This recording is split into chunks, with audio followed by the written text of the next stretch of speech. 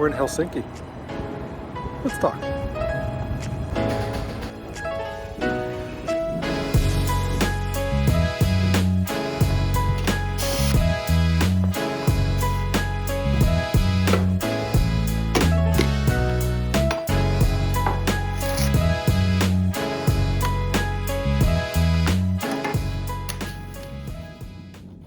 Emotions.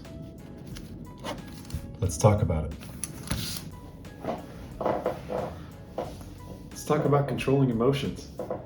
Another airport, another hotel, some more advice you didn't ask for, and another squeaky chair and paper pen.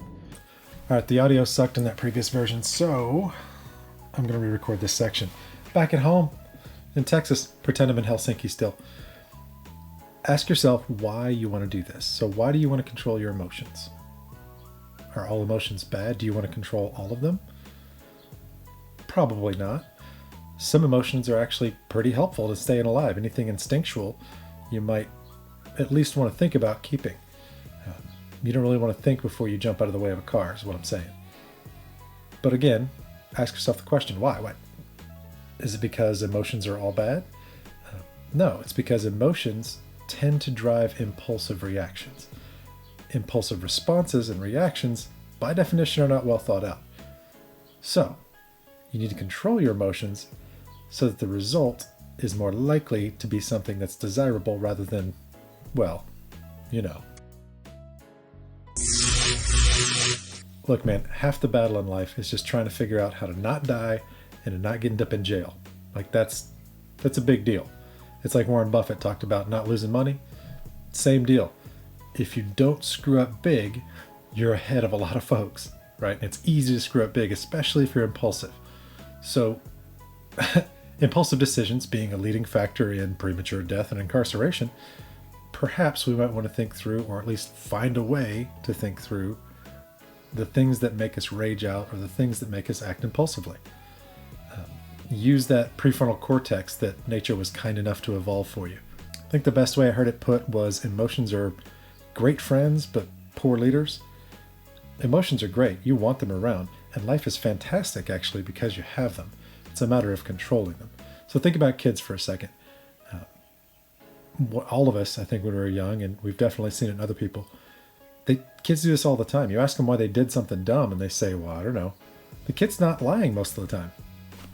They probably just acted on impulse. They didn't think about it at all. And it led to some undesirable outcome. Repeated lessons like that we learn as we grow older and get better at, we'll say, guiding our emotions to a proper response that's not necessarily the knee-jerk response. That's what I'm encouraging with this video and what we're going to talk about a little bit more. All right, so let's bring it back. Can you actually control your emotions? Can you just not get angry? I certainly haven't figured out a way, but what you can do is control your reaction. And now back to our regularly scheduled programming. Through the lens of what smarter people than me have said about it. So Seneca, old Stoic, not sure if you read him, doesn't matter. He wrote about emotions, specifically anger, and had some ways to think about it. So let's look at Stoic's point of view, or Seneca's point of view, and walk through it. So Seneca broke it down into 3 different sections. His whole philosophy around it was how to avoid acting on emotions. He didn't consider emotions like we do, where you feel anger instantly. Let's use anger as the example. You don't feel anger immediately as the emotion. You have an immediate response that he called a first mover. And then you make a judgment about that response. If you slow down for just a minute and think about it and make that judgment, and then you have emotions. So his whole shtick was the first part of that, the feeling of it, you can't get away from, right? You can't escape getting angry when someone cuts you off in traffic or something else triggers you. And so you're out of control. The same thing's true, he said, of the emotional state. So if you didn't make a positive judgment or a constructive judgment, you get to the emotional state and now you're out of control yet again. And so the judgment piece there is key. How do you, you're a fancy college boy now, so how do you that's a hard word. How do you cognitively reframe the issue so that you're looking at it in scope of its overall perspective? Take an example, doesn't matter. You drop your coffee cup and smash it on the ground.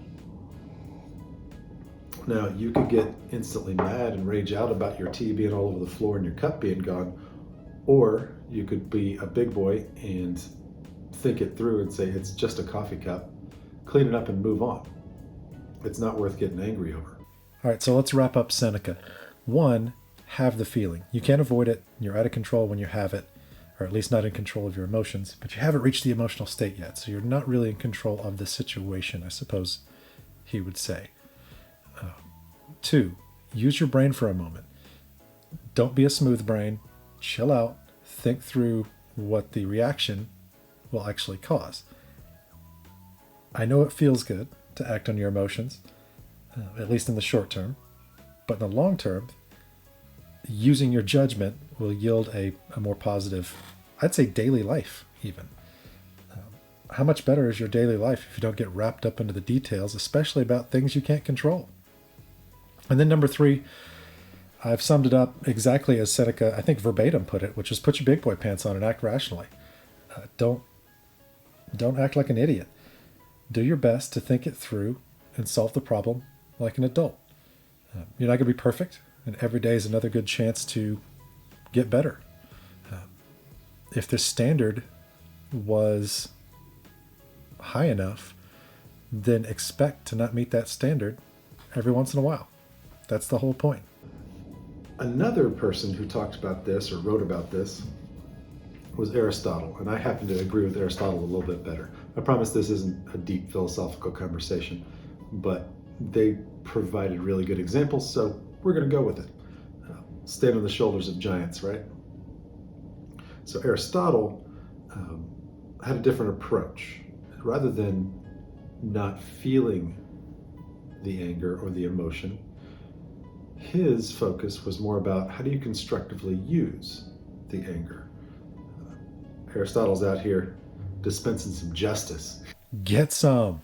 The whole idea is the anger should be proportionate to whatever the situation happens to be. That requires the judgment that Seneca talked about in order to understand what the right place, the right target for that anger's, I'll say reaction, and the right reason. Okay, so putting those things together, using the coffee cup, the coffee cup doesn't give a damn about you. It doesn't have any feelings at all. So there's no reason to get angry at it. Or then taking it out on the dog because you dropped your coffee cup. It's not the dog's fault either. It's not proportionate, is my point. Using Aristotle's framework, if you will. The next step in his rubric was, is it justified? Is the use of anger justified in the situation? Again, it's deeper than what Seneca talked about, but it's still judgment. And then constructive use is the next piece of Aristotle's framework. So how do you use that anger constructively and dispense it such that it's a positive overall outcome? Whatever that outcome happens to be that you're driving towards. But if you thought it through, it's probably a good outcome that you're trying to drive towards. And the last thing Aristotle pointed out was habituation. So how do you train yourself, work on yourself, rather than the outside conditions that are causing you to get angry or triggering you? How do you work on yourself and your own reactions as these things come up? Using your judgment over and over again, exercising it like a muscle so that you get stronger in that area and you have the ability to react to these things without having to use that judgment necessarily on the spot, or I would argue even more importantly, making use of that judgment just part of your programming. So rather than getting angry at the guy who cut you off in traffic, okay, what are you going to do? Jump out, get in a fight, serve a couple years in jail because you gave the guy a concussion or a head. Like, but none of this is good. Or you get beat up on the side of the road looking dumb. Like, none of these outcomes are positive. So it's not constructive use of the anger. So the way I would wrap up Aristotle's way of putting it is 1, have the feeling, can't avoid it. It's part of being human. 2, use your brain for a moment. That judgment thing that Seneca was talking about, Aristotle's like, yeah, that's my boy Seneca. Use that anger and figure out whether or not you can find the correct target and if it's the appropriate response. I label that as don't kick the dog, right? Find the right target if a target's necessary and find the right action to take upon that feeling. And then 4th, man, think about it. Contemplate on this over time. Try to get better. Woo-saw. All right, so we talked about Seneca. We talked about Aristotle. Cool story, John. What am I talking about?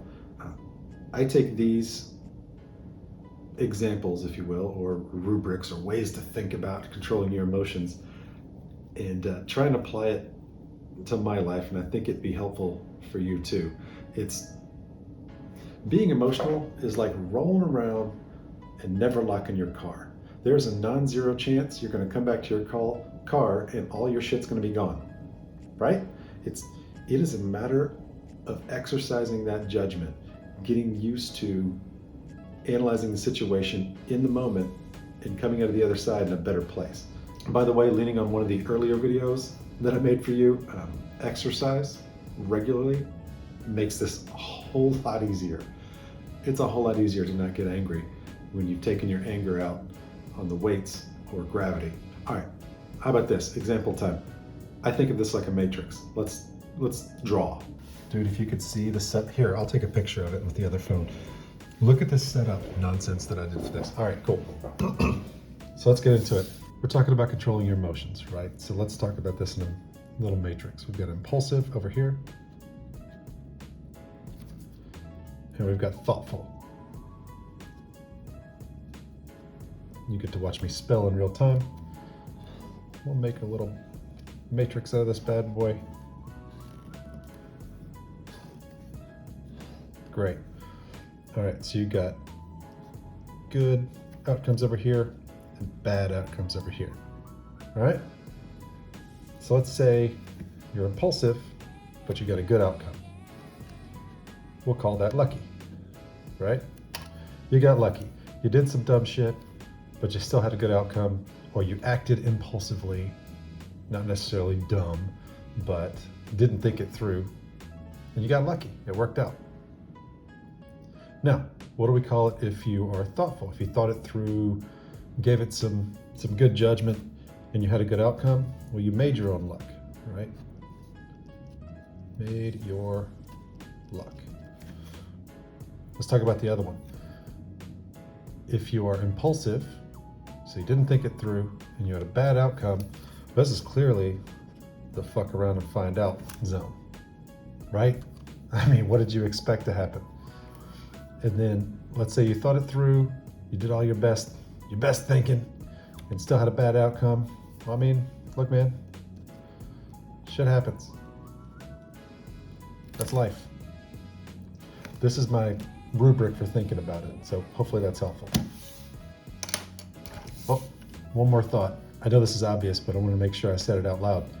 The whole idea here is, how do you get more things in this camp? You could try and be lucky, right? It's nice to be lucky. Don't bet skill over luck. If you can get luck, take it all day long. But you can't manufacture this. You can make the chance better. You can get that surface area of luck larger by being thoughtful, by thinking things through and giving it some positive judgment. Cool beans?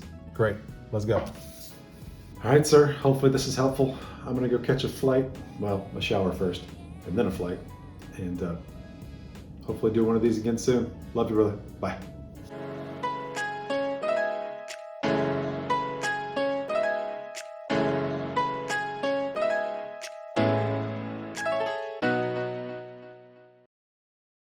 I'll try not to move because this chair's... Hear that? Yeah, chair's having a good time. Let's get into it. I've said let's get into it like 15 times. Let's get into not saying let's get into it.